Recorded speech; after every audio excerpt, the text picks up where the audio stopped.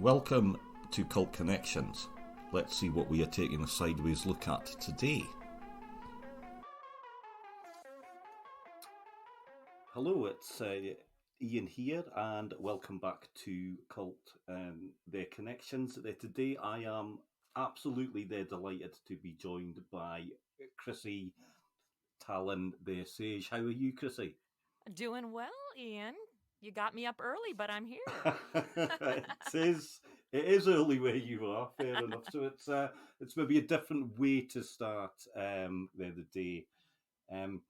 We have a great concept for the show today, and it all stems from your their college years, as it were. They're sort of Chrissy. So we're going to go back, and this was the double bill of their films that you watched there back then, wasn't it? Yeah, it was purely accident. Take you back to the Jurassic period when we had video rental stores. And I just, was getting a couple films to watch over the weekend. This was a place you could rent for just 2 days. And I purely happenstance, had not watched either one before. Butch Cassidy and the Sundance Kid and Thelma and Louise. And so I did watch them back to back over that weekend, and I was amazed at how perfectly they paired with each other, especially being a good 20 years apart when they were made. So for years, I've been telling people, you got to watch both of them together. Really, it's amazing. So that's what our conversation started. Mm-hmm. And what's good about that is that you they sort of tweeted about it, and I was like, yeah, that is a great their sort of combo. So, and what we did is we they sort of chatted about that, and good their sort of Twitter friends as well got their third film there for us as well there to cover, which actually fits in, really quite sort of nicely, doesn't it? Yeah, we were trying to. I know you and I were going back and forth trying to say, well, what else kind of fit into this theme? And we came up with Easy Rider, Yeah. which definitely has a lot of parallels to the other two films. Mm-hmm. And maybe it's on the surface there is some obvious they're sort of similar their points in all three their films, but there's a lot of their sort of depth as well, actually, to all their three of them, which obviously we will sort of cover as we go on. But yeah, they do actually link up really, really nicely. So we will go all the way back there to 1969, and to start with, so it is Butch, their Cassidy, and the Sundance their Kid. So we're going all the way back to Wyoming in the early the 1900s, and Butch, their Cassidy, and their Sundance are the leaders of a band of their Outlaws. And after a train robbery goes there wrong, they find themselves on the run. And on the surface, this is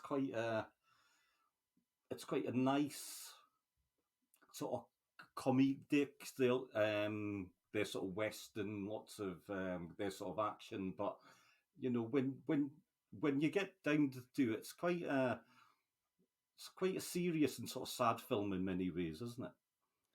Well, yeah, and I think it's kind of a reflection of that era of the late 60s, because if you think about Gunsmoke was on television and was one of the most popular, that and Bonanza. And I think this was showcasing more of the other side of westerns and the more of the humanity of Mm-hmm. of the villains, if you will, if you can call them villains, because they're heroes obviously in our movie. Yeah. But it was, based on true characters, true people. And this Butch is it. Cassidy and the Sundance Kid were real Yeah. outlaws of the time. Yeah. Uh-huh.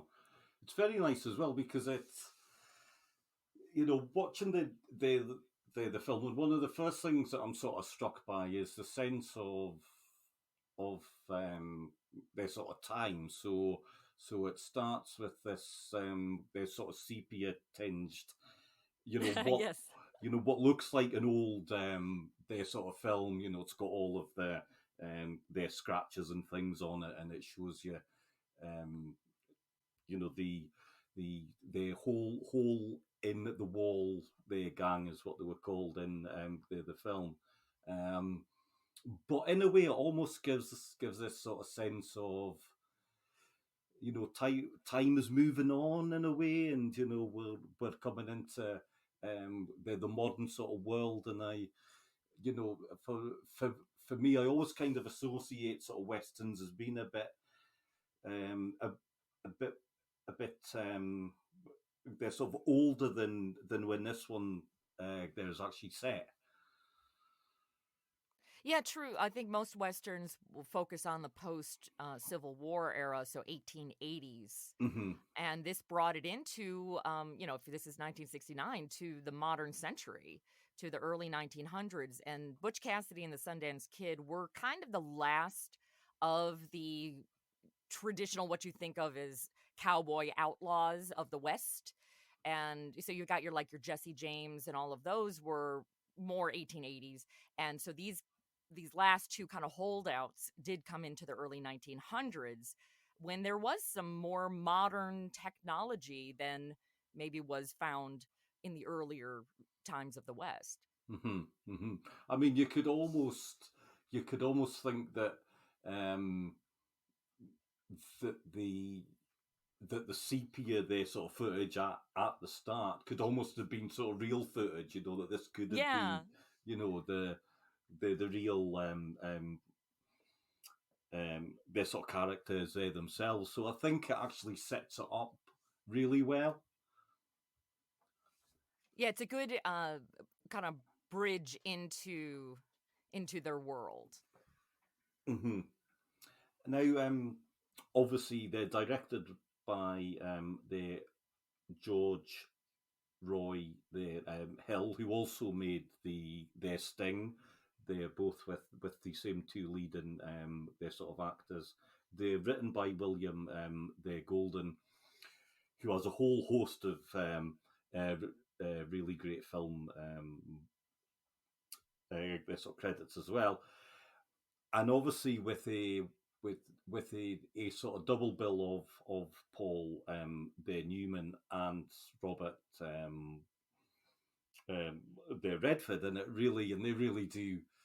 um, they really do sort of drive the whole sort of film. They just add that their sort of quality as well, and they're a winning their sort of pair, aren't they? I am really amazed at the chemistry between the two of them, and it's no wonder that they were just such a powerhouse in films back in that day, because they just click so well on screen. uh, there's a lot of, I would say, a lot of movies from that era, especially to those of us of later generations, who kind of look at it, a lot of it's very stiff or presentational. And I think what's beautiful about Paul Newman and Robert Redford together is that they have such camaraderie. They play off of each other so naturally that you don't feel any kind of stiltedness in the film. They make it so you feel comfortable watching it even now. Hmm. Hmm. I think you're absolutely right there, and it's quite funny because I remember watching this film when I was a child. It was obviously on the television, so maybe about at the age of maybe eight, maybe nine. Um, and a western wasn't a natural thing for me to really watch. It wasn't a the genre that really sort of captured me. But I remember this film, They're Dead, and I think I, part of that is down there to the two their leads. Um, so yeah, they absolutely make the film, and it's no wonder uh, that that they actually teamed up again um, for their Sting as well. I think that absolutely makes sense, doesn't it? Yeah, and they stayed friends throughout the rest of Paul Newman's life, so you could see that it translates onto the film, Yeah. absolutely onto Uh the huh. screen. Yeah. Yeah. It does. and it's a very they're sort of exciting film. It's funny. It's got it's gunfights and there's the romance there, and there's some their laughs and so on. One thing that really caught me was that there's a great um there's sort of humanity about it, so that the characters are the outlaws, but they're not bad. They're sort of people, are they? Well, no, and that's I think why it's good subject matter to use Butch Cassidy and the Sundance Kid, because Butch Cassidy of that era was known as kind of a gentleman thief. Hmm. When you had Jesse James and the James gang were a very violent, brutal, murderous group, uh, and Butch Cassidy wasn't. He did start his criminal career believing that it didn't have to be a violent act. And he was known as not only being very personable, but that is how he survived, is because he made friends with all the ranchers and farmers throughout the area. So he always had allies and people he could hide with. So they really brought that out in the film with Paul Newman. He was charming. He Hmm. was, somebody you'd want to have as a friend. You wouldn't ever consider him a villain. Yeah, yeah, definitely. And it's funny because there's we maybe look at these type of um their sort of characters as being very they're sort of masculine and maybe a bit sort of macho in a not maybe not so much in a their sort of toxic way, but um, as they're sort of alpha males, as it were. But one of the things that struck me is that um, Butch actually comes out and says, "Look, I've never actually shot anyone. I've never um, killed anyone," and he's got this sort of image, but deep down, he's quite sort of soft. Yeah, absolutely. And that is based true. That was true for him. He did not kill anyone until the very end. I don't want to jump to the end of our discussion of the movie, but yeah, it's true. He definitely could carry himself with authority and carry himself with dignity without having to be brutal, Hmm. which I think with a lot of the westerns of that era, or if you go back a little further to your John Waynes, you had to have the shootouts. You had to have the good guys shooting the bad guys kind of stuff. And that isn't what this movie is. Uh-huh. Yeah. It's It's more up. about the relationship between the two men. Yeah. Uh-huh. And it's quite sort of nicely summed up. There's a scene at the start where they are playing their sort of cards, and there's a their standoff, and Sundance doesn't actually shoot the other person. He shoots his their sort of gun off his their belt, and then actually shoots the gun across the floor, as if to say, we don't want to fight you, we don't want there to kill you, but uh, Well, and the you, idea that he's that good. well, Like, yeah. it's easy to shoot a target of a guy's chest, but he can shoot this tiny, minute thing. It's like, that starts the movie like, oh, yes, he's that good. um, and it's yeah, and I think absolutely this is a sort of pairing that you really um, they sort of believe in, and you actually get they're sort of behind as well. So when things go wrong, and things do go wrong, and they end up on the run, you do they sort of empathize with them, don't you? Oh, definitely. I mean, I think the way the film handled the people who were pursuing them as always off in a distance. You just hear the galloping horses, you see the cloud of smoke, or at night you see the lanterns, but they're always at a distance. We never get a close up of the faces of any of them. So it's just this impeding force coming towards them, and this kind of them handling the concern of it. Mm-hmm. And it keeps the focus on Butch Cassidy and Yeah. Sundance. And it's interesting because it's probably the first sort of third of the film is quite humorous and nice in a way, and you get a sense, like you say, these are sort of gentlemen, they're sort of robbers, and they're not really doing any sort of harm, and they're so on. And it's kind of summed up in a scene and by the song that you don't really like, the sort of Chrissy, do you? What, raindrops keep falling on my head? Yeah.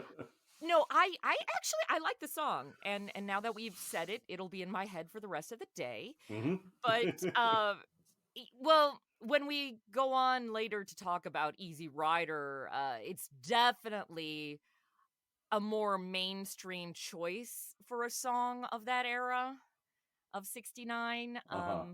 I look at a lot of films of that time or going into the early 70s where you've got that one iconic song that represents that movie, and then it's played kind of ad nausea throughout the movie. Mm-hmm. Think about like Midnight Cowboy, and everybody's talking at me, that, Graduate, Mrs. Robinson, like that was a style at the Mm-hmm. time, and we got raindrops in this one. And but it goes to your point about it being more of a light-hearted Western. It wasn't meant to be maybe heavy and foreboding, like, and it's used in a very whimsical scene. Mm-hmm. Personally, I think the scene goes a little too long. Like it's the whole them riding on the bicycle together, and Yeah. then it kind of goes into a carnival music kind of funny, speeding up the film effect. I don't know why. I'm not a big fan of that section as far as its length, but it's not a bad song. No. It would, for me, it's, it kind of thing, it, it's, it reminds me maybe of a song that should be in there's a musical film or something like that. Mm. Maybe not a western. Just seems a bit out of sort of place. And there is no other songs in the film either. So it's it's a little bit sort of odd. Maybe a little bit they're sort of jarring, but Yeah, I'd like a um, little more insight into why was that put in there? Was there yeah. some deal with the filmmakers had to put something in? But as you say, it's of that time, the 60s and that they had to have a song. I mean, the Bond films as well. I mean, that absolutely sums it up. That there's a big song, we all they sort of know it, and the themes from that song are actually played out throughout the film. So whether there was that sort of thinking, I don't know.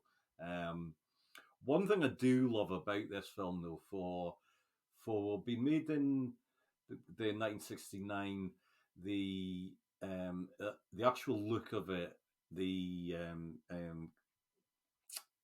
uh, the cinematography, I think, is absolutely brilliant because it it looks so sort of fresh and very vivid. The colours, I think, are just absolutely great. I love it.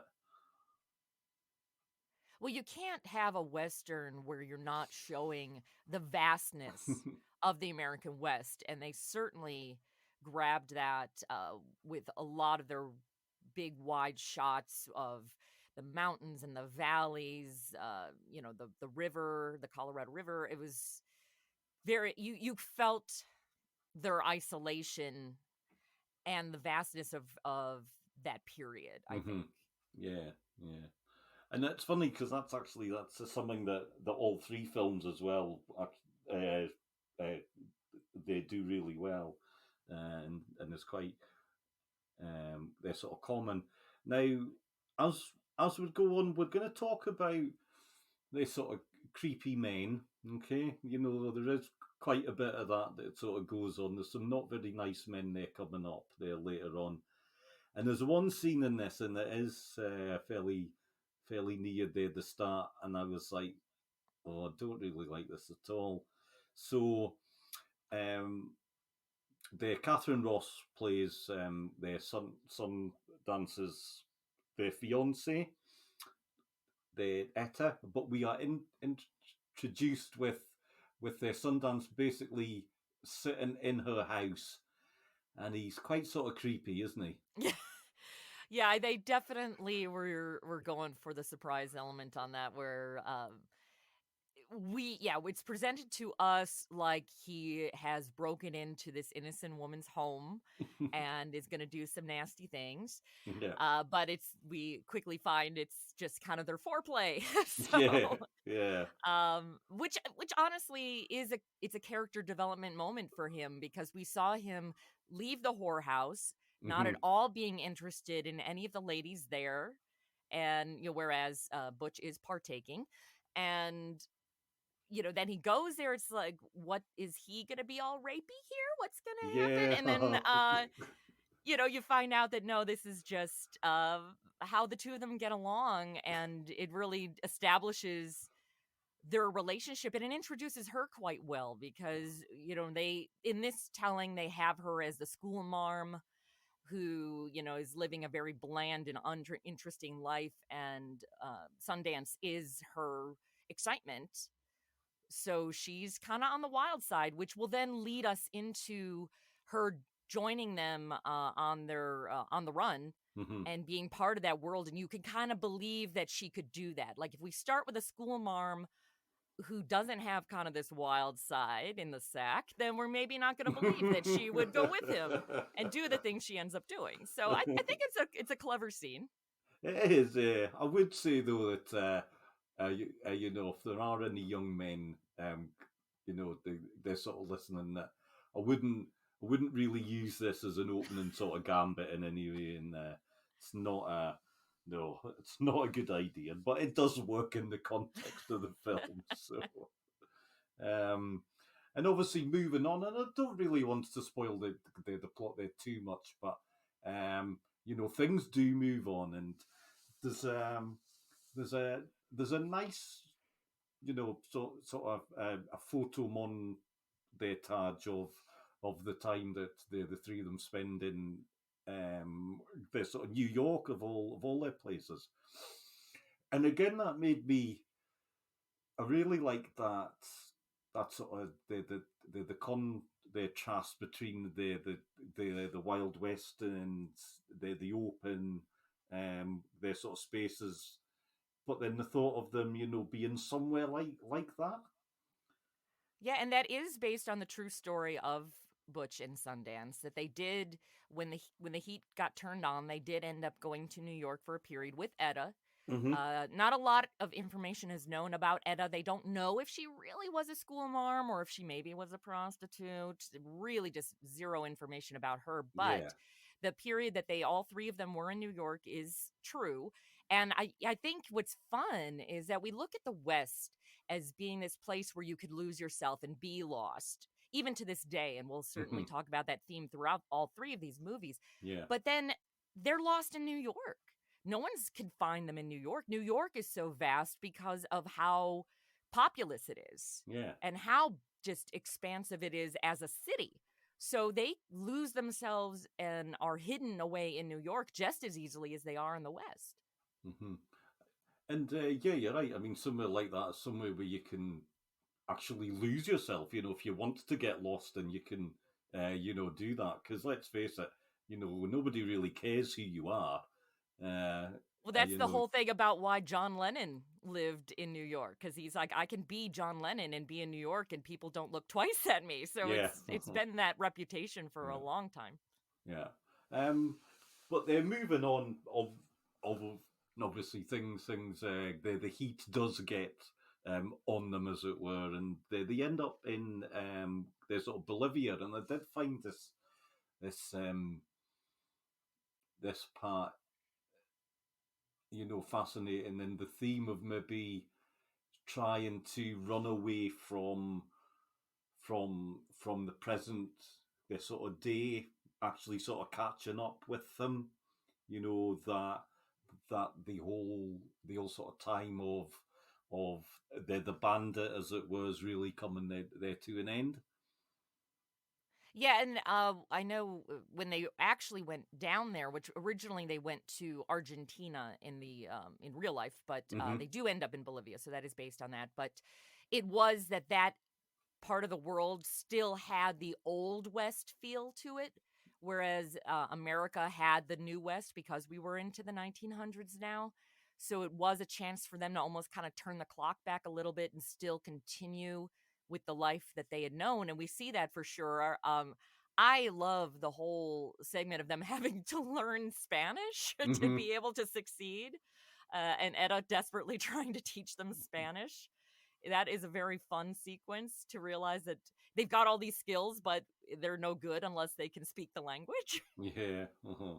And and almost, they almost become, like by sort of accident, they almost become the things that they weren't. So, they get a job guarding their payroll for the mine.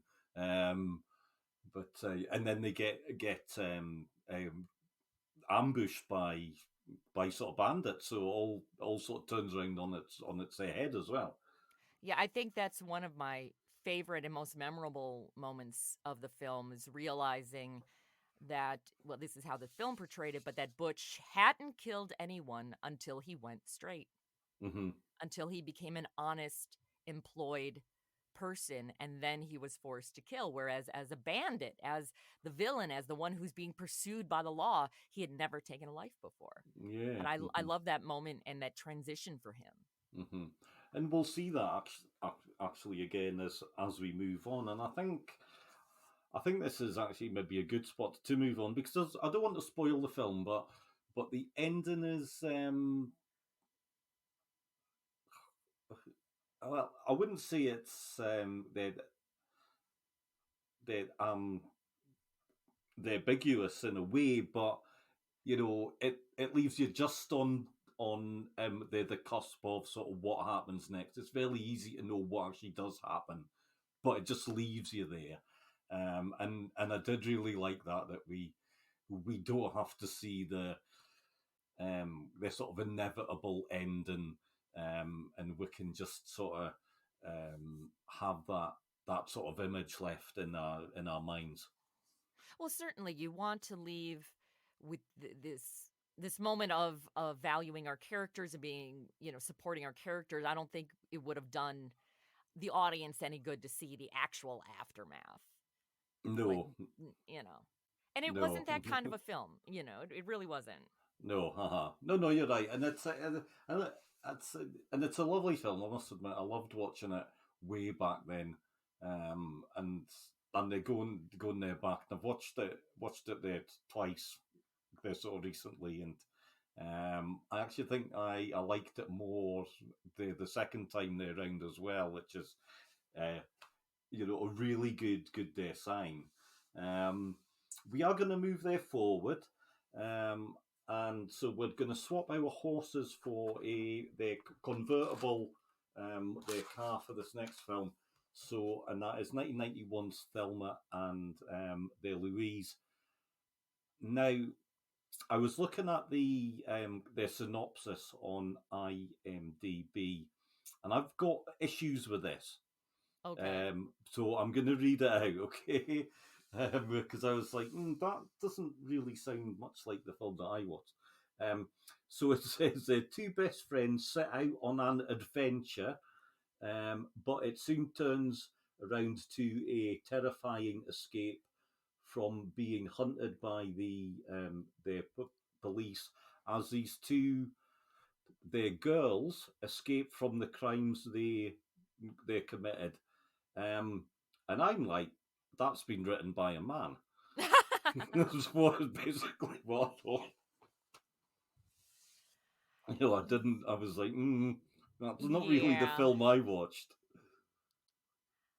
Yeah, certainly, I could talk ad nausea about the symbolism of the Thelma and Louise, of women breaking the shackles of traditional male female relationships and them stepping outside of traditional female roles, causing them the downward spiral in the society. That's Hmm. where but that sounds a little deep for 1991, I guess. So they just gave a really lousy summary. Yeah, absolutely. And like, yeah, for a start, it's women. These are women up on the screen. These aren't, you know, they're sort of girls, and they didn't set out on the adventure. They wanted a break. They were having they're a weekend away, um, which is ruined not by themselves, Mm. but actually by their men and by the way that their society treats women. Um, and it's a film made in the 1991, and the 30 years later is still so they're relevant, isn't it? Yeah, I mean, this period of films in the early 90s, you actually see a lot of films that are focusing around women and their roles with men and kind of starting to put a light on the dark side of that. I think of another one of that time was Sleeping with the Enemy, Hmm. which is Julia Roberts, where she is in a physically and emotionally abusive marriage and how she gets out of it. It's right around that same time. So it definitely was kind of a theme that was starting to get talked about and made, still made by men, but they're trying to bring women into more of showing more of the reality of a lot of women's lives and their place in society. But yeah, moving up into all of our modern day hashtag Me Too's and such, it hasn't that hasn't helped us. We haven't gotten there quite yet. No, no. Like I said, it doesn't really feel that much has has really sort of changed from then. As regards actually, being safe or negative. There's sort of consequences of calling out men's vile their sort of behaviour, isn't it? It's like um, oh, But oh, it's a realistic portrayal that, yeah, if you are attacked by a man and everybody saw you dancing with them, no one's going to believe that you were really attacked, that it mm-hmm, wasn't that. And that is still very true today. And what I think, instead of maybe being a hanging a lantern on that as a problem, I think what it did was finally kind of women go, it's not just me. mm-hmm, There are people out there who are having that same experience. I can relate to those characters. And we've got Harvey Keitel, who is the like one shining good man in the whole film. mm-hmm. Bless him. And but otherwise it's a lot of archetype male characters throughout it, and how they interact with women and how women have to kind of deal with it. Yeah, mm-hmm, mm-hmm. And yeah, and like you say, it's just horrible men all round, isn't it? Yeah. But it still feels, to this day that it is horrible men all sort around. Um, and the stories do not, they don't stop, and this is just still so Very sort of relevant. relevant. Yeah, haha. I think for me, what what really captured it as well is that, um, by just by trying to they sort of protect they themselves, that they become sort of fugitives. They have to commit their crime just to be safe, um, and deep down they know that that's not going to help them. That no one, they're not going to be viewed like that. They're not going to be taken they're sort of seriously for it.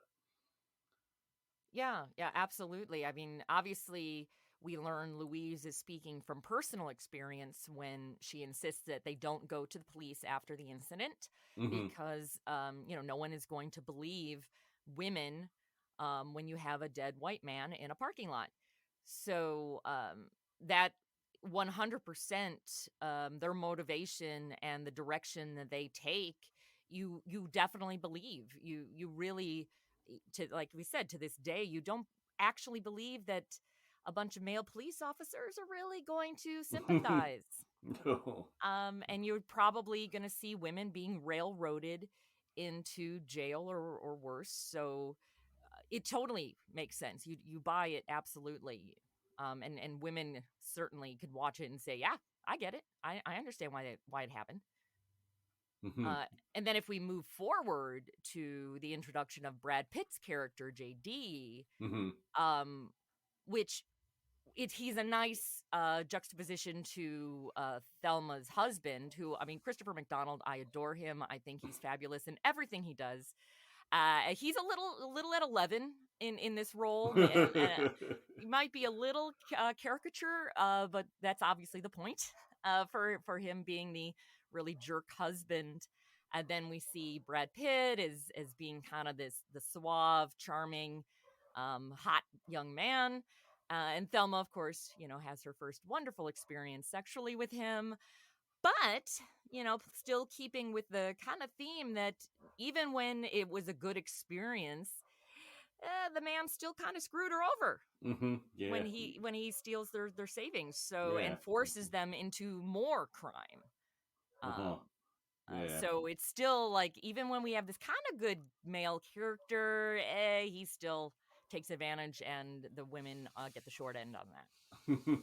Yeah, he's an arsehole, really, isn't he? So I think that's how I'm going to sum that one up. He is. He's he looks nice and he is sort of charming, but yeah.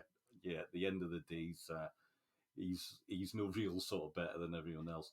Now it's funny you mention about um, their sort of performances turned up to their sort of the the 11. Now, what I wondered about was, um, so the film's set in the South, and there's very strong their sort of accents, and being they're sort of British. I don't really know any sort of different, but I was a bit like, how do these sort of stand up? We're in sort of country music, their sort of territory, and there's Stetsons and all that kind of stuff. Is this fairly true? Do you think is this what these places are like? Oh, yes, it is. I lived in Georgia for a period. Uh huh. It starts in Arkansas, which is generally considered definitely one of your most backwoods of southern areas. So yeah, it definitely there is a lifestyle down there. When I lived in Georgia, and I was outside of Atlanta, so a major metropolis, Hmm. but I could not find a rock radio station to save my life. It was all country. That was what was done, and that's, people love it. And honestly, though, it was funny because I was rewatching Thelma and Louise with my husband, who is a musician, and the whole scene at the Silver Bullet at the club. Uh huh. That music was a little more rock than maybe country. He's like, I'd Yeah. listen to country if it all sounded like this. It depends, era. I mean, they certainly are doing uh the line dancing is still very popular. Yeah, that is a very much a window into that part of the country. Certainly Louise having issues with Texas is still, I mean, Texas is always in the news for a lot of their political choices, Yeah. certainly. But, hers, of course, being a personal experience there. But that's not uncommon to kind of want to avoid Texas. I can see that. No disrespect to anyone who No, in Texas who might be listening. or But, Austin. We love Austin. But yeah, no. They are known traditionally for being very black and white on crime. Definitely being a very kind of macho place. Those tropes definitely still linger. hmm. Yeah. Yeah. Um. and I think it's probably probably a sort of, an apt setting. Then maybe this is maybe a part of the world where women will naturally find life a bit sort of harder, and that are more the sort of traditional rules that you're supposed to follow. Yeah, I could see that. And I do think the movie does a good job of showing a wide variety of Southern characters, because you'll get the husband, Thelma's husband, who is a very he's not a redneck. I mean, you can't go redneck with him. He is, he has a really good job. He is kind of a yuppie of the South, if you will, Mm-hmm. very status oriented. I wouldn't call him a redneck in any way. And same with like when we see Harvey Keitel, and he's part of the Arkansas State Police, but he just because he has a Southern accent, a lot of times people want to dismiss Southern accent equals like ignorance or lack of education. And I think Thelma and Louise shows the wide spectrum, that just because there's a Southern accent doesn't mean that the stereotype holds true. Mm-hmm. Mm-hmm. But I can see what you mean about the female roles. I mean, we're going into the early 90s.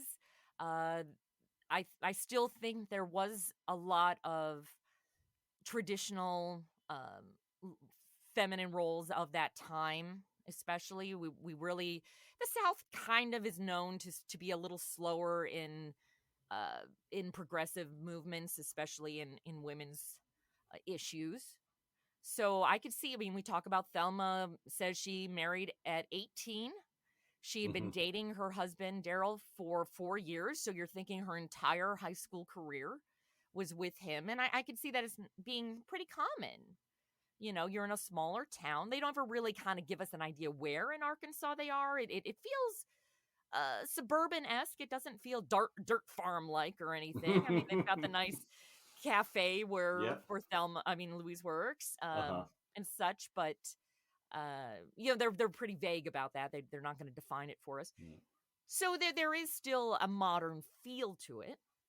But I'm sure with what she was probably seeing around her within a small school with small choice of men, Mm-hmm. that Daryl was probably, a good match at that age, or she thought. Yeah. Well, she's yeah.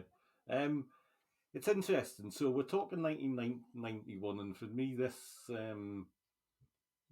should feel, a lot more modern, which it does, to be honest. But and we touched on this earlier, that it's funny that it um, probably took Ridley, Scott, to actually get this film, they made. It probably wouldn't have sort of happened if he didn't say, no, I'd like to make this one. Yeah, definitely. A lot of big muscle had to go to this kind of thing. But like I said, I do feel like this period was kind of leaning more this way. Like these kind of films were starting to get a little more notice of highlighting women. I mean, I think of, like, if we go into the soundtrack, the one song with when at the age of 37, that song there, it has a very Lilith Fair feel. I think that there was a lot more female independence kind of coming up Mm-hmm. at that period, but we do talk about it is way before hashtag Me Too. So I mean, I could talk on personal experiences. It definitely, being in your 20s in the 90s as a woman, is a lot different than today, because you didn't talk about this stuff because nobody would listen. Mm-hmm. Mm-hmm. But this kind of thing. So I think it was great that Ridley did get it made, for Yeah. sure. Um, I'm just going to say their apologies for my listeners, because I can hear my then neighbours in there, the background, making an absolute racket. So if you can hear that, then I I'm full not fair hearing it over apologise. here, but Oh well, I'm near that's an okay. airport, so I don't know if you hear the planes flying over my head. Fair enough. Fair enough. Um, it's interesting though, because probably one of the first films, and there's still not that many, or we could really do with more of it. Where where where where where the two their leads are they're women. There's no um, sort of Harvey Keitel is probably the lead male, but he's not the focus of the story. It is the two female leads, which is nice, but we still don't get there enough of. No, true. And I mean, my personal look at a lot of the movies coming out now where they're trying to have more of a female heavy cast or lead cast, they're doing a lot of let's take franchises that had strong male casts and just cast them as women. And I like that this is a woman's story with very realistic female characters, and I think that uh, just kind of casting men as women, that's not really the win for a female audience that it might seem. I Hmm. think it should be more stories like this, more really showing what the female experience is like without any apology, without any um, thing like that. But at the same time, as a female writer, I have since the 90s been kind of on the outskirts of any sort of female like support group as far as like women in film and things because I don't write women experience stories. I just Hmm. write comedy that I enjoy and that I hope other people enjoy. And so there is kind of an expectation like, oh, if you're a female filmmaker, female writer, you need to write about the female experience Mm. or nothing else. Yeah. So it's Yeah. we're kind of in this weird period, I think. But it will transition. The things will are always kind of evolving. Um, but I think with Gina Davis and Susan Sarandon being the names they were, whenever you open a movie, you try to think, well, will those leads sell tickets? And I think they were a powerhouse of choices of actors to get people to buy tickets. So that helped as well. Hmm. It's hard to find maybe female actresses that can bring in male audience for a female driven story Hmm. rather than TNA. Yeah.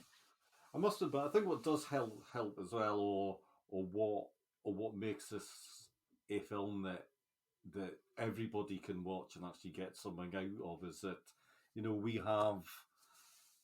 have some really great fun sort of bits. Yes, it's a very serious film, and there's some very big um, themes there, but what they've got a nice car. There's a bit of they're sort of chasing about. There's some sort of action. Uh, when the Gina Davis holds up the store, when you see it on the CCTV, I love that scene. I think that's absolutely brilliant. Um, and this being the Ridley Scott, he's got to blow something up right at the end, so you have a huge explosion, which looks fantastic. So, Well, um, that's if we start bringing in the parallels of this movie and uh-huh. Butch Cassidy and Sundance Kid starts with the explosion Hmm. when they're blowing up the train car that has the safe in it, which is a true story. Hmm. That is actually something they were known to have done. And then it's kind of like, oh, and then we bring the girls over here. We see them blowing up that tanker truck. Yeah. So there is that connection there. Also, one of my funny side notes of filming of Thelma and Louise is when that scene was being ready to go. I can't remember which of the two women said, "Woo, good thing we don't have to be here for this. I don't, our doubles are doing that. We don't want to have to be." Yeah. And Ridley's like, "Wait, that's a great idea." And he actually did make them sit in the Thunderbird near the explosion where they felt the Uh-huh. heat, and they actually were physically present for his big explosion. Like, oh, I opened my big mouth. But that's certainly, I think, what's great about Thelma Louise is the journey the two women do go on, especially Thelma, Gina Louise, Gina Davis. Hmm. just seeing her start as this kind of befuddled, messy, kind of, um, she's just not very organized. We see how messy her home is compared to Louise is very tidy and neat. She cleans that one glass and leaves it in the kitchen, whereas, Thelma's left a mess everywhere in her place. Yeah. And the transition as things go on, and like you mentioned about the when Thelma robs the liquor store for the first time, and how she even says part of her dialogue is, I something is switched over in me. And by the time we get to the explosion scene, they are just they're physically looking different.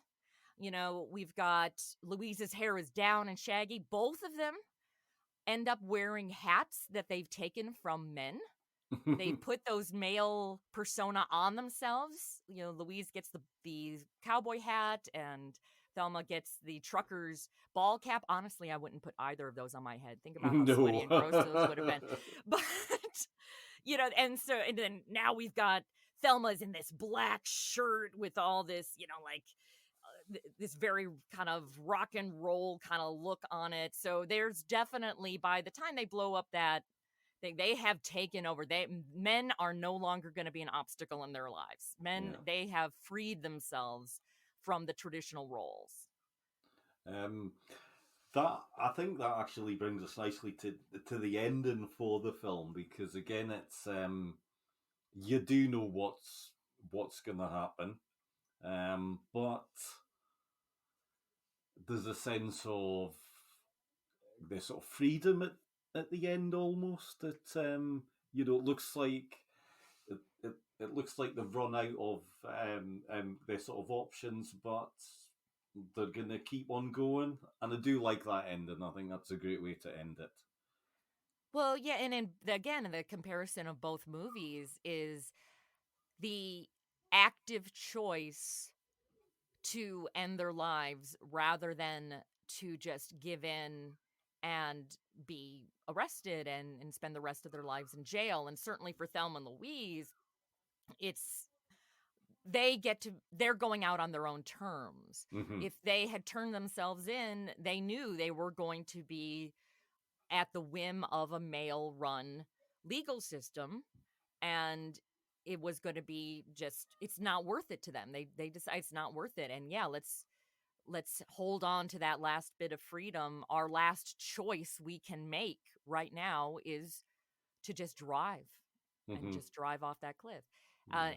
And Butch and Sundance, realizing it's beautiful. That's again the comparison where Thelma and Louise are surrounded by all of those uh, police and the FBI, and they've got the helicopter. They're like, all this for us, and at the same time, Butch and Sundance are surrounded by the Bolivian army and all of those sharpshooters, and you see it in both of them where everyone's setting up their guns and they're pointing at them. I mean, there is no way to get out of this, and they both make those decisions to, all right, we're going to go out as ourselves. We're going to go out, Mm-hmm. Guns blazing or car driving. It's our terms. Yeah. A great film, so they're powerful and fresh and relevant, and it, worth a watch now. If you haven't seen it for 30 years, and do go back and watch it, because it really is superb. So we're going to travel back, and we're going to swap our their convertible for a couple of their motorbikes to go back to 1969 with Easy Rider. And it's funny because I watched it now. I remember watching this film when I was a teenager, and um, I remember liking a bit of 60s sort of music, and I think I'd watched the Woodstock, the film of that, and I was probably smoking a little bit of the cannabis at the time and such like.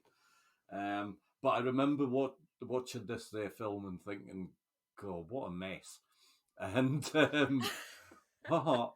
But actually, going back to it now and watching it, and I've watched it. I've watched this one there twice there recently, and I really changed my mind about this film. It's not perfect in any way. It does feel very much that they made it up as they were going along, and I believe that is exactly what they did do, when they made it. But um, it it it it hits hard, and it actually really says a lot about the time when they made it. Yeah, I would definitely, if I was going to talk about this movie to anyone, because it is 69. It's the Hmm. same year Butch Cassidy and Sundance Kid came Yeah. out. And you could see such a difference in the two films because Easy Rider really comes off as an indie film. It is definitely not only counterculture in its subject matter, but in how it's filmed. Hmm. And would I say to someone today, you got to see this movie? I definitely would say you should watch it with all this stuff in mind. Hmm. That it is a window into this period.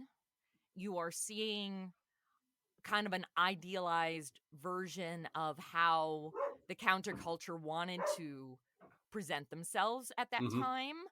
But is it a great film? I find it hard to get through, honestly. It was yeah, it was. I watched it on a Sunday afternoon. I must admit, I'm kind of glad I did. I think it was a bit more sort of fresher for watching it, uh, which is fine. But so it involves two, um, they're sort of bikers. They are sort of hippies in a way. They are part of the that 60s sort of movement. Um, as they travel across the states from LA to New Orleans, and they really meet a lot of different sort of people on the way. So it's an exploration of the sort of counterculture, as it were, of the time, but also how the sort of traditional um, the, America also dealt with this sort of change. Um, but they made it up. So they're sort of directed by Dennis Hopper. Now I'm surprised he could have they directed anything, because in most of the scenes it's quite obvious he's absolutely stoned out of his box, isn't he? For sure. I mean, I've actually read Peter Fonda's book, his autobiography, Hmm. some years ago, and he talks, of course, a lot about this film because it was very important to him. He personally was very much into the motorcycle scene. He loved motorcycles, and I think when Dennis Hopper, when they wanted to do this, it was like a no-brainer for him. I find comparing these three movies, what's funny about this one is that they start in Mexico Hmm. doing their drug deal, and then they make their way to LA and they sell off those drugs so that they can have the big chunk of cash, and then it becomes the journey across the Southwest. Yeah, they're on their way to Mardi Gras as a stop off, but they think they say they're going to go to Florida to spend their money and kind of live the life that they want to live Yeah. in Florida ultimately is their goal. And at that period, the freedom of the road, hitchhiking was still all the rage before we got all afraid of it for serial killers and stuff. So there was a lot of that Yeah. going on with the hippies, and it really was a subculture. And they shoot it that way. They really kind of bring you into that feel. And yeah, and it kind of does feel like you want to be a little bit stoned to watch this movie to really appreciate it. We're not recommending anyone get on drugs to watch this movie, but No, no, absolutely not. But I think it does they sort of represent that. And then there's nearer the end there's that they sort of freak out their sort of scene, and I do believe that they did drop um their sort of acid there to make it, and they were having their sort of trip, as it were, to do well, that. and that clearly was a guerrilla filmed scene. Like I presume they were actually at Mardi Gras. Mm-hmm. Because Yeah. it was cameras that were, as if your buddy was following you with your, iPhone, filming you on Uh-huh. the streets Yeah. of New Orleans. And it's not great camera angles, not great lighting. It definitely has that we shot this on the fly kind of Yeah. feel.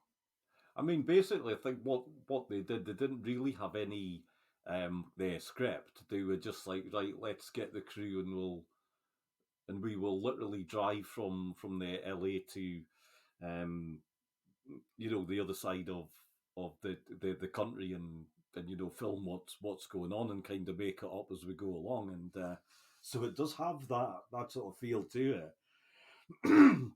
Yeah, they basically the producers of the movie. I love this little side note. They were the producers of the TV show Monkeys, the Monkeys. And Okay. Uh-huh. so, at that time, so, 66 to 68, the Monkeys had a reputation of being very bubblegum and, for like the preteens, like Yeah. they didn't get to go into the psychedelic world that you saw the Stones and the Beatles going into. But the producers had befriended Jack Nicholson, and Jack Nicholson actually, the Monkeys have a movie. We could talk about that at another time because it's different. I've seen You've that seen it? film. Yeah, I have. Head. Yeah, Yep, you've yeah, seen Head. Head. Yeah, yeah. But Jack Nicholson actually was one of the writers of Head. If you could call them writers, apparently they all got in a circle and got stoned and just kind of threw out ideas. And it's a lot of vignettes. But you could actually see Jack Nicholson for a brief moment in one of the scenes. So there is this connection with the Monkeys, and basically Peter Fonda talks about in his book that Easy Rider was made on monkey money. Hmm. They joke the whole way through that monkey money is making this film happen. Right. So it's really, if you talk about counterculture and going from a what is perceived as like a bubblegum style music to the really hardcore hippie, the commune scene, that whole totally counterculture life there, where they're trying to kind of create their own little civilization out in the desert. The lots of sex, lots of drugs, sex, drugs, rock and roll. Yeah, That was yeah, definitely what they were portraying. yeah. Now that's funny because I did think so. The Dennis Hopper, as well as being stoned almost all of the time, and you can see it in his face just how sort of stoned he is. But Randy Dennis Hopper at the commune, he almost reminded me of one of those little um, uh, the sort of terrier that the dogs that latch on to your leg and sort of have a go at you. I was just like, oh, poor Dennis. Could he just get laid and just have you know just get it out of his sort of system, as it were. He was that made me laugh. But yeah, it's like you But know. going back to all the themes of the westerns, they definitely, even in '69, we saw the West as being this land of possibilities. I Hmm. think that's what's unique about the United States, is having this section of our country where even to this day it has a feeling of anything has possibilities. If you can erase yourself there, you can start anew there. I think that goes to the commune people, Hmm. or even the family they stop, who they're very like, we think it's amazing that you are living off the land, and that's kind of the last place on the planet where you can do that. Hmm. So they were definitely a champion of that. Now, again, watching it with modern day sensibilities, especially the commune scene, for me, I'm kind of like, yeah, and eventually the '80s will come and you'll all be yuppies and spending lots of money. And, Yeah. like how many of these hippie types from in their 20s ended up keeping those morals into their later life? Not too many. Not too Yeah. many. Yeah. But it's a nice concept. It's like warm and fuzzy. Like, oh, you Uh-huh. thought that was a possibility. How sweet.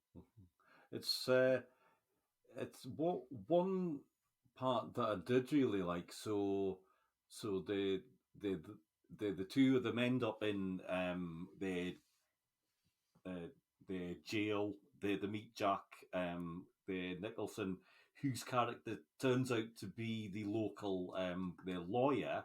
He's in the jail because he got so they're drunk there the night before. Basically, he couldn't get home, so they just held him up in the jail. But um, then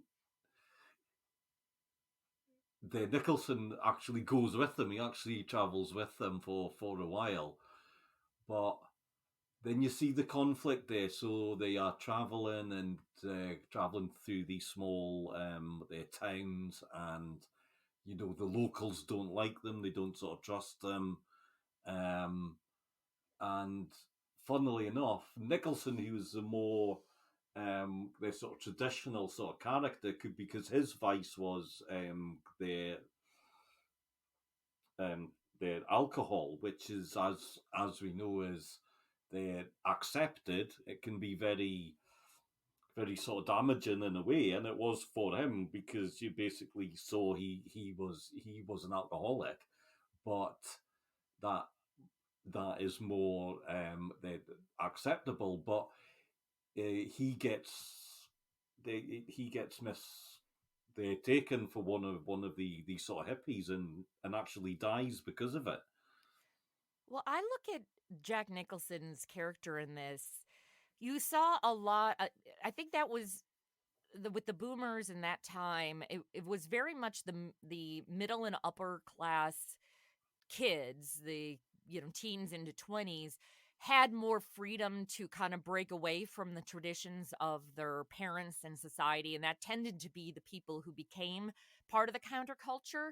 Hmm. And I think Jack Nicholson, they allude to that he's from a very wealthy family in that small town, so he's very well known by reputation because of his family, so he kind of gets away with things. He has a little bit of a freedom to stretch himself outside of the traditional values, and they all just kind of in the town, they just kind of smirk and look the other way. Okay, he's drunk again, put him in the drunk tank. Like, nobody takes action against him because of his family's reputation. But the Hmm. second he joins up with uh our two hippies and he goes off with them, well, he's no longer in the safety of the community that knows who he is and kind of lets him skirt by. And Hmm. I don't think he quite understands that. Like with that whole scene in the restaurant where they ultimately decide not to stay because of the harassment they're getting just for being hippies, he doesn't quite get that they would have that Hmm. reaction to them. Yeah. And so he kind of he's outside of his element, and he pushes buttons that the other two are kind of like, no, we need to watch out for this. This is serious. We've dealt with this before. And Jack Nicholson doesn't heed their warnings, and yeah, he ultimately pays the price for it. He does. To be fair, the Nicholson's probably the best actor in this film. Um, Probably because I don't think he was as stoned as Dennis Hopper and Peter Fonda was when they were making it. Although apparently, a sort of urban myth is that in the scene where Jack Nicholson does get they're stoned and they were actually smoking at the time. Apparently, they smoke something like 200 their joints or something absolutely Oh they're my goodness. ridiculous. So yeah, but I mean Dennis Hopper certainly looks like he probably did smoke that much, so which is fair enough. Um, Now again, unfortunately, this film does have a the creepy man in it. He turns up right at the start, um, so it is a big thumbs down for um, for having Phil the Spectre. He actually plays the drug dealer right at the start. Um, so that's a big thumbs down for me because he's not a nice man at all. Well, I look at it also as like you've got, again, the counterculture guys who actually physically go down to Mexico and make the deal to get the drugs. And Uh-huh. then who are they selling it to? They're selling it to somebody who is an upstanding citizen, who has money, who has status, and he can get away with having drugs Hmm. because society said, well, he's doing what he's supposed to in our Yeah. society. He is a wealthy businessman. And you are the dirty hippies. You are the ones that we need to ostracize because you are the druggies. So I think that really shows the the attitude really well right from the beginning of where they know they stand versus these other people who are still partaking in the hippie, countercultural stuff, but because of who they are, it's okay. Hmm. Hmm. Yeah. It's interesting they sort of casting, and it does give you a lovely flavour of the times, and something else that actually does that. And this is a film that I think in some ways it um, possibly by sort of accident rather than their sort of design actually paved the way for certainly the films in the 1980s, which is something I always sort of think about. But it's the use of the music in Mm. the film. So this is really the first one where you don't have a their traditional their score whatsoever. It's all it's all recent rock, their sort of music, hippie music, that they used. And Dennis Hopper basically says I wanted to use the songs that I liked. Well, sure, it was definitely an anthem of that era. Rock music was uh, it was changing a lot from what it had been only 10 years prior. So it very much identifying for that group. And yeah, you didn't get to see or hear that music in very mainstream uh, places. So it was great that he brought a lot of that to the attention. And some of those songs never became huge hits. Like I think about the song "The Pusher," Hmm. which it's actually was written and first produced by Hoyt Axton. I think is it Three Dog Night? Who does that one in this version? Uh, Um, I I get them think so. confused. Yeah, one of those guys because they did Joy to the World also. That was his as well, Yeah. and that is a very heavy song. That is not a song that's going to get a lot of radio play because it's about drug use. Hmm. But it's a very interesting song, especially in the context of them, because it's pro marijuana and smoking weed, but the pusher is the guy who sells you the hard stuff and sends you down that bad path. So they're about, we want the mind expanding, we want the LSD, we want the weed stuff, but that cocaine, that heroin, that's the bad stuff. Yeah. And I think that was a great song choice for the film. I love the music. I think it's great, and but I mean, it's a lot of bands that I like. So, the Birds Mm. are in there, and they're probably my favorite band of that the era. So I really love that. It's a nice looking film as well in its way. Again, it really, the American landscape as you're sort of travel, and it's such a natural sort of wonder as well, and it does look there lovely. There is a bit of 60s groovy, there's sort of camera angles and things like that, but Yeah, he makes a few weird camera choices for yeah. transitions and stuff, and you're just kind of like, Uh-huh. okay. But very much of its their time. But again, now this ending is slightly different. Mm. Um, because it spells out basically what sort of does happen here. It's quite blunt, and it's quite sort of brutal, and in many ways I think it sums the film up in that the film actually represents the death of that hippie sort of dream, even just as it's really getting started.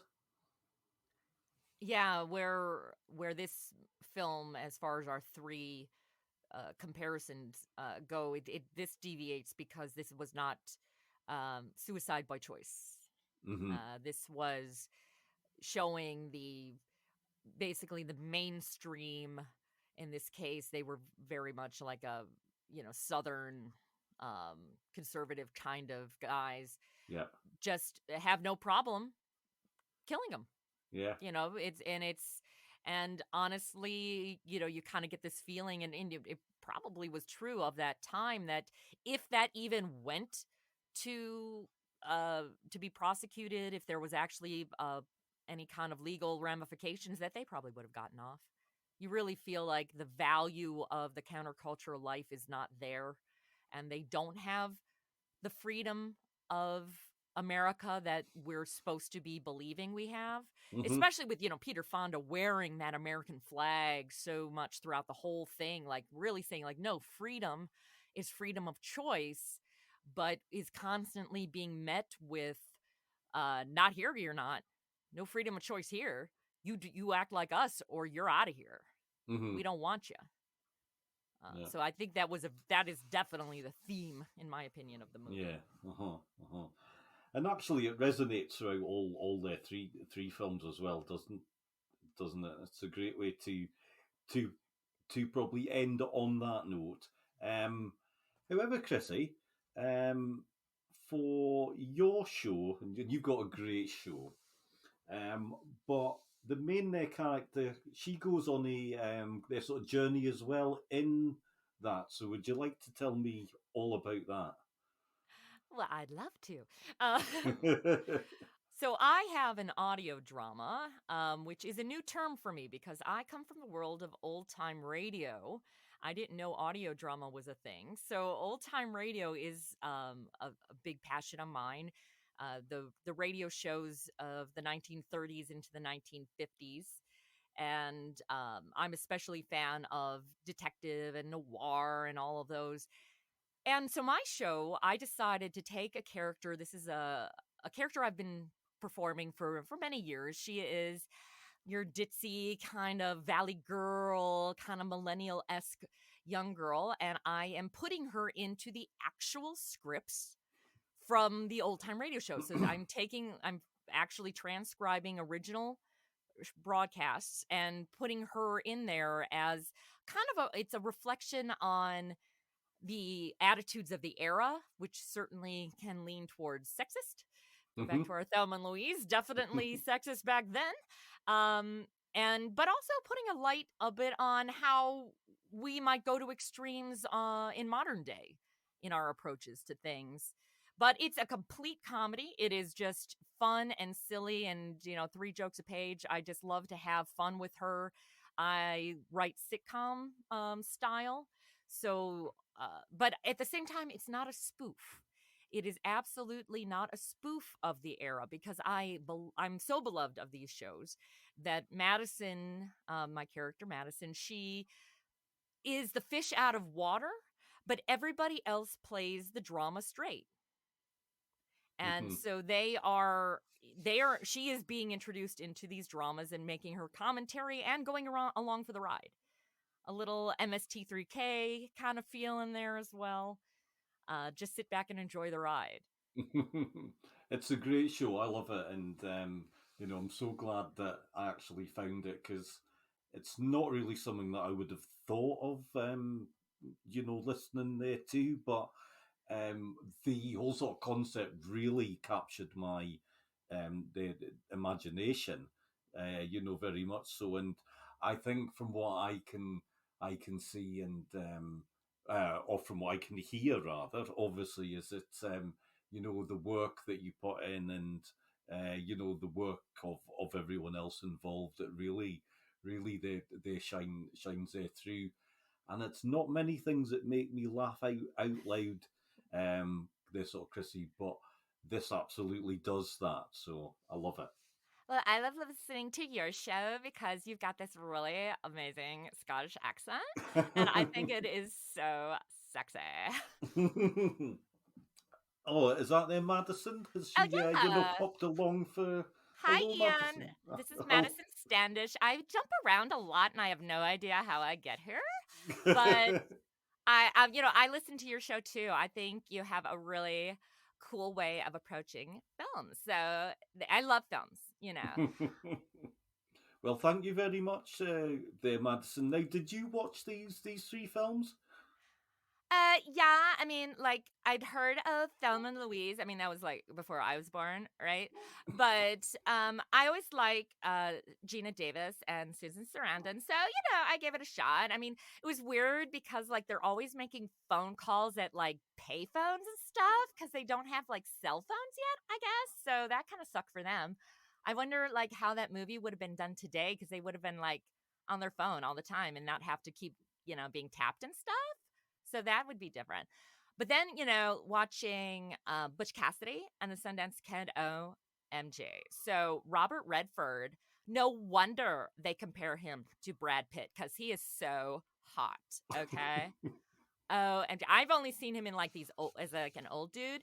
So just seeing him back then, yeah, just pile me up with that. Now, as far as like Easy Rider goes, I mean, when we get to the part when they're like in like Mardi Gras and stuff, and it's like they're all naked in the like graveyard and stuff. I don't know. That one just got a little weird for me.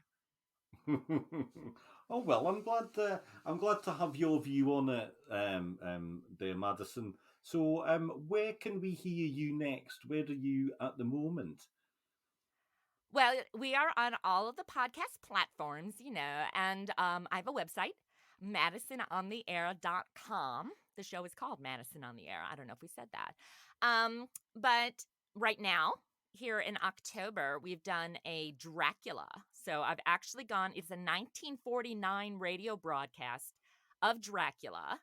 And so I've joined that show. But coming up soon, we're going to be doing science fiction. We're going to be doing Ooh. Dimension X with a Martian invasion. And that one's from the 50s. So 50 sci-fi. Well, I'm really looking forward to that, and do stay safe from those the vampires and those the Martians, there, Madison, if you can. But thanks very much, and there, Chrissy, thank you too. Well, it's been great talking with you, Ian. And that's a lovely way there to round it off. But absolutely do give the Madison on the air the listen, because you will not they regret it. And I will say one thing there, Chrissy, and just to let your their husband know that his theme song is absolutely brilliant, and I have been known to actually sing it out loud as well, which is how Oh, much that's awesome. which is how much I do really really like it. So I'd just like to say thank you to everyone for coming on our their journey there today. Thank you very much. Thanks for listening to this episode of Cult Connections. Please like and subscribe wherever you get your podcasts, and we would love it if you left a review. Follow us on Twitter at Connections Cult for more fun, share your ideas, and maybe even be on the show. Thank you.